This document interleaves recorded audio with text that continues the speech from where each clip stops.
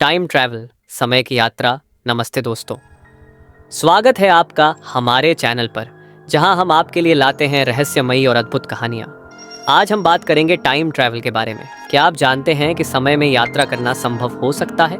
आइए जानते हैं इस रोमांचक विषय के बारे में। टाइम ट्रैवल यानी समय यात्रा एक ऐसा विवादित विषय रहा है जिसे पूरी दुनिया में कई लोग सच मानते हैं तो कई इस पर विश्वास ही नहीं करते।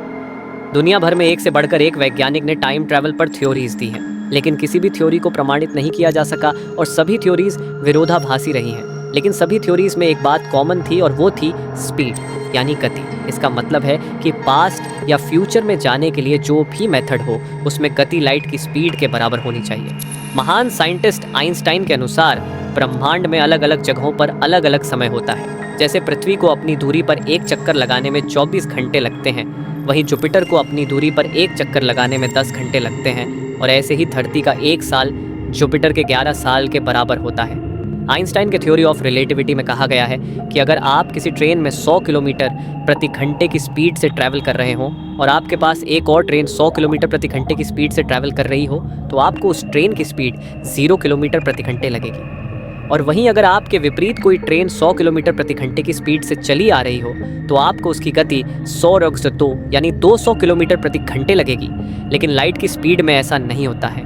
आप लाइट के पैरेलल या लाइट के विपरीत चाहे किसी भी गति से जाएं, आपको लाइट की स्पीड सेम ही दिखेगी, यानी 3 लाइट 1000 मीटर प्रति सेकंड। आइंस्टाइन के अनुसार अगर दो जुड़वा भाइयों की उम्र 30 वर्ष है, एक को धरती पर छोड़ दिया जाए और दूसरे भाई को लाइट की स्पीड से अंतरिक्ष में 50 साल के लिए भेज दिया जाए, तो जब अंतरिक्ष वाला बच्चा 50 साल बाद धरती पर वापस लौट कर आएगा तो धरती पर रह रहे बच्चे की उम्र 80 वर्ष हो जाएगी, जबकि अंतरिक्ष वाला बच्चे की उम्र सिर्फ 30 वर्ष ही रहेगी, क्योंकि लाइट की स्पीड में टाइम एग्जिस्ट नहीं करता है। इसे हम ट्विन पैराडॉक्स कहते हैं। कल्पना कीजिए, आप एक टाइम मशीन में बैठते हैं और बटन दबाते हैं। अचानक आप हजारों साल पीछे प्राचीन मिस्र की सभ्यता में पहुंच जाते हैं, जहां आप पिरामिडों के निर्माण का साक्षी बनते हैं। या फिर आप भविष्य में चले जाते हैं, जहां आप उड़ने वाली कारों और अत्याधुनिक तकनीक देख सकते हैं। हिंदू पौराणिक कथाओं में भी समय यात्रा को बताया गया है।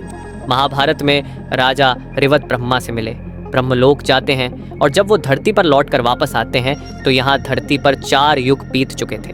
जरा सोचिए, पौराणिक कथाओं से पता चलता है कि उस समय के लोग कितने विकसित थे जो टाइम ट्रैवल करते थे, जबकि हम आज कल्पना मात्र करते हैं। कुछ सिद्धांतों में कहा गया है कि अगर हम अपने पास्ट में चले भी गए तो हम उसे सिर्फ देख सकते हैं, उसमें कुछ बदलाव नहीं कर सकते।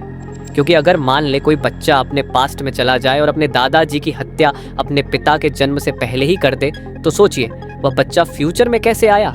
इस तर्क को हम ग्रैंडफादर पैराडॉक्स कहते हैं। वहीं हम भविष्य में जा भी सकते हैं और उसमें बदलाव करने के लिए अपने वर्तमान में सुधार भी कर सकते हैं। ऐसा माना जाता है कि जो भी चीज़ ब्रह्मांड में घटित होती है वो दृश्य और साउंड किसी ना किसी डायमेंशन में मौजूद रहती है। तो अब अगर हमें किसी भी घटना या पास्ट को देखना हो तो हमें उस डायमेंशन में जाने का तरीका खोजना होगा। धरती पर आज भी ऐसे साधु संत महात्मा हैं जो किसी व्यक्ति का पास्ट या फ्यूचर बता सकते हैं। आखिर अध्यात्म में ऐसा क्या है जिससे कि वो सिर्फ आंखें बंद करके किसी का पास्ट या फ्यूचर बता देते हैं? कहीं ये टाइम ट्रैवल ही तो नहीं जिसमें वो अपने फिजिकल बॉडी को एक जगह पर रखकर दूसरे डायमेंशन में चले जाते हैं और वो सब देख पाते हैं जो आम इंसान नहीं देख सकता? क्या विज्ञान और अध्यात्म को मिलाकर टाइम ट्रैवल की गुत्थी को सुलझाया जा सकता है?